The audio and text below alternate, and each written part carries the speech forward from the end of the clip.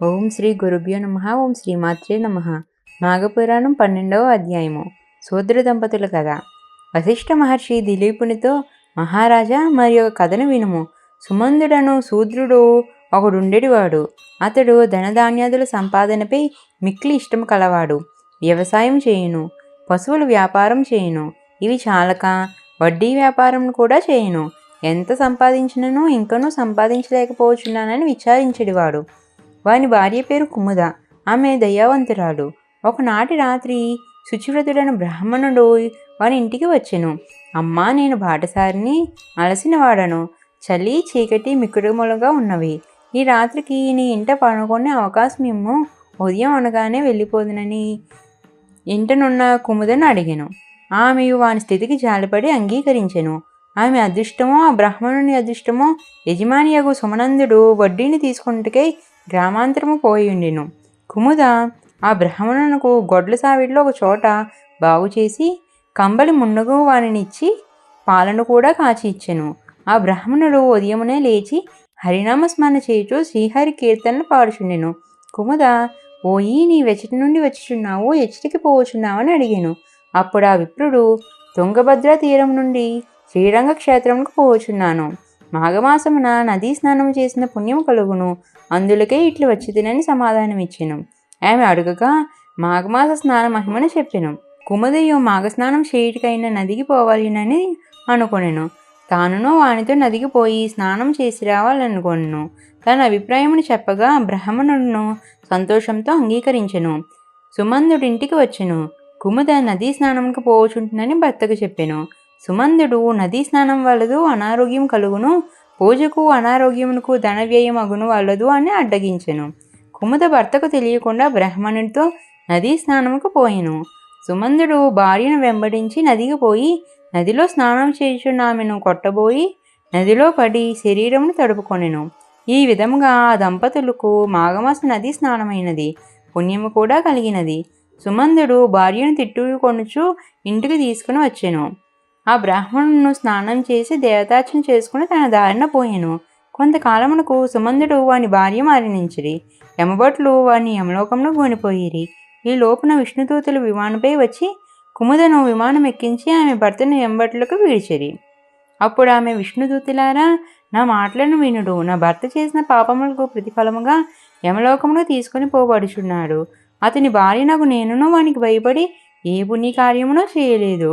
అందువలన నేనును నా భర్తతో పాటు యమలోకమునకు పోవలసి ఉన్నది.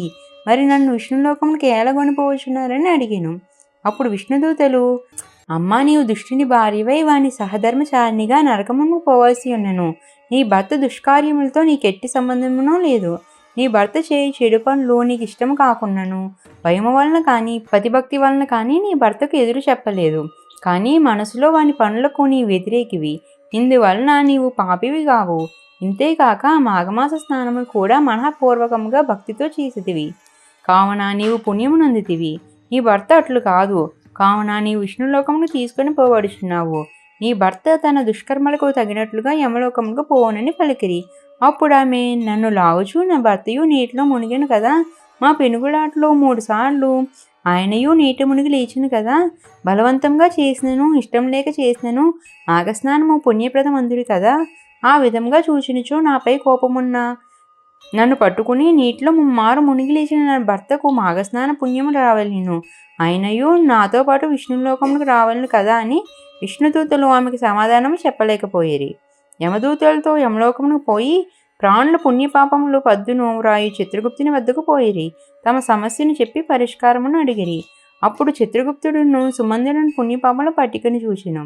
సుమందుని పట్టికలో అన్నీను పాపములే కాని మాఘమాసమున నదిలో స్నానం చేయుచున్న భార్యను కోపంతో కొట్టబోయిన నదీ జలమును పడుట, నోట్లో మునుగుచున్న ఆమెను పట్టుకుని తీరను తీసుకొని రావాలన్న ప్రయత్నమున నీటిలో పలుమార్లు మునిగి తేలుట వలన ఇతడు ఇష్టం లేకుండానో బలవంతంగా మాఘమాసమున నదిలో పలుమార్లు మునుగుడిచే వీని పాపములు పోయి విష్ణులోక ప్రాప్తిని పొందవలసి ఉన్నదని నిర్ణయించెను. విష్ణుదూతలు కుముద తెలివితేటలకు ఆశ్చర్యపడిరి. కుముదను ఆమె భర్తను విష్ణులోకమునకు గొనిపోయేరి.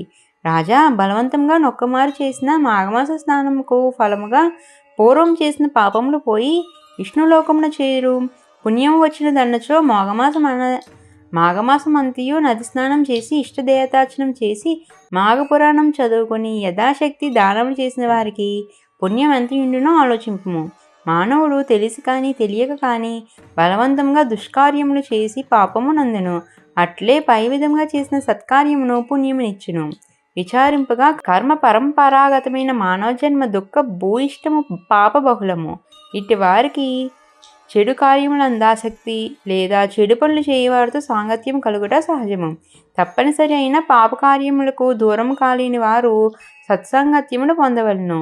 అది సాధ్యము కానిచో సత్కార్యములు చేయవారితో కలియుటకు యత్నింపవలయును. తన పనులను నూరింటినైనను వదిలి మాఘమాస స్నానమును చేయవలయును. అట్లు కాక స్నానము, పూజాదానము లేక కేవలము ప్రాణయాత్ర నడిపిన అధముడు నరకమును చేరును. మాఘమాసమున ఒక దినమైనను స్నానము, పూజ, పురాణ శ్రవణము, దానము యథాశక్తిగా పాటించిన వాడు పైన చెప్పిన కుముద సంబంధుల వలె విష్ణులోకమును పొందుదురు.